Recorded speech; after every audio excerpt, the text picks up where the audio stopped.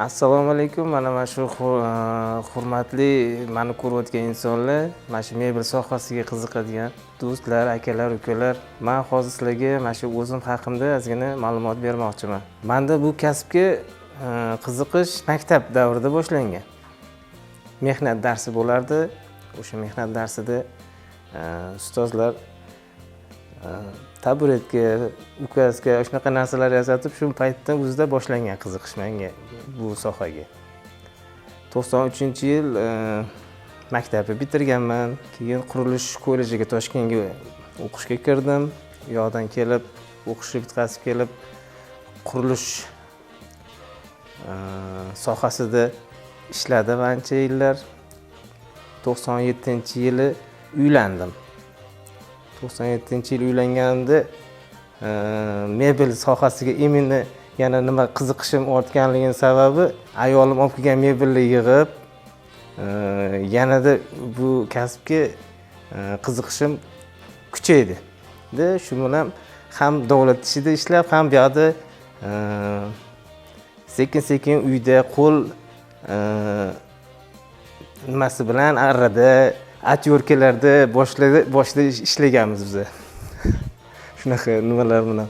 Hozirgi kunda endi mana ancha rivojlanib, endi uylangandan keyin farzandlar dunyoga keldi. 2 o'g'lim, 1 qizim bor.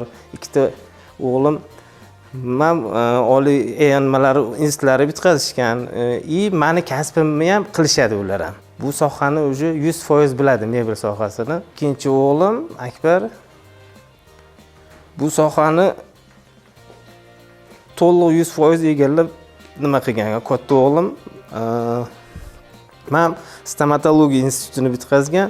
Mebel sohasini ham 100 bo'lmasa ham 99% biladi u ham. Endi hozir mana yonimga mana shu 2 o'g'lim kirib, ishlarimizni yanada bir rivojlantirib, sifatli qilish uchun mana shunaqa texnikalarni oldik. Ikkinchi o'g'lim Akbar mana shu hunarmandlar uyushmasiga a'zo. Hozirgi kunda har xil mana shu yurtimiz, xalqimizdan tushayotgan ishlari, buyurtmalarni xalqimiz uchun tayyorlab kelyapmiz, xudo xolisa mana. Hozirgi kunda mana shu o'zimizning hududdan tashqari butun O'zbekiston bo'yicha Uzum marketda o'zimizning do'konimiz bor. O'sha orqali butun respublikaga mahsulotlarni, tushgan buyurtmalarni tayyorlab jo'natyapmiz. Mana shu 2 o'g'lim yordamida. Qurilish sohasida ishlardik. Anaqa taxta sexlari ham bo'lardi. Yog'och bilan ishlaydigan sexlar. Men bu yerdagi ishimga uncha nimam yo'qdi. O'sha yerga boraveraman-da. O'sha sexga kirib olaveraman-da. Nima bo'lsa ham o'sha yerga boraveraman, o'sha yerda nima qilaveraman. O'qishni bitkazib kelgandan keyin ishlayib yurgan paytlarimda. Keyin qaydirdi meni. San davay bor, o'zing joyingga bor. Bu yerda eshikdan chiqazib yuborsa, oynadan tushib kelardi. Yana shu stanoklar bo'lardi, erta qiziqardim ular ishlashini tomosha qilib, shu ko'rib, shunaqa nimalar bo'lardi. Keyin qurilish korxonalari ko'p yopilib ketdi-ku, o'zi nima qila olmay. Shu paytlarda keyin kollejga ishga kirdim. 99 kirganman-da. Kollejga ishga. Yerda ham ancha yil ishladim. Yerda bolalarga dars mana shu taxta ishi bo'yicha. Shunaqa qilib yerda yurganman. Yerda ustozlar yanada mukammallashtirib, endi yerda o'zlari Kazbeka degan bir ustoz bo'lardi. Olamdan o'tib ketdi. Mana shunaqa stanoylarda men ungacha ishlamaganman-da, stanoylarda berardi-da.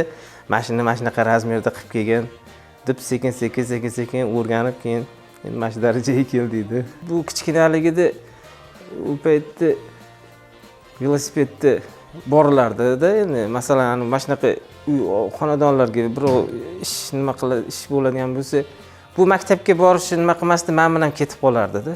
Ko'p. Bunda bu menga hali qiziqish bor edi bu sohaga. Akbarda.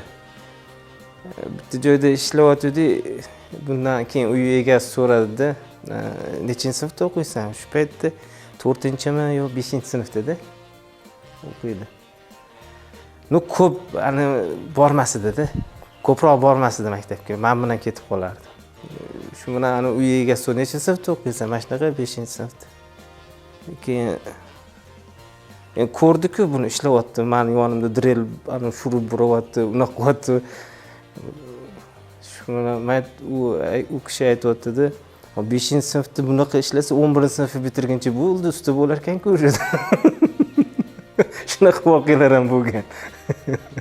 Akbar mana xohlovdim bir yaxshi stollar egasi bo'lib, katta lavozimlarda ishlashini, lekin mana shu kasbga bo'lgan mehri, qiziqishi baribir mana shu sohada olib qoldi buni. Hozirgi kundagi mana shu qilayotgan ishlarimizni, bizlar to'g'rimizdagi yangiliklari, ma'lumotlari mana shu bizlar Akbarning Telegram kanali ochgan, o'sha kanaldan ko'rishingiz mumkin. Agar mana shu mebel sohasiga qiziqadigan akalar, ukalar bo'ladigan bo'lsa, sizlarga Akbar bilan mana shu sohaning sir asrorlarini o'rgataman.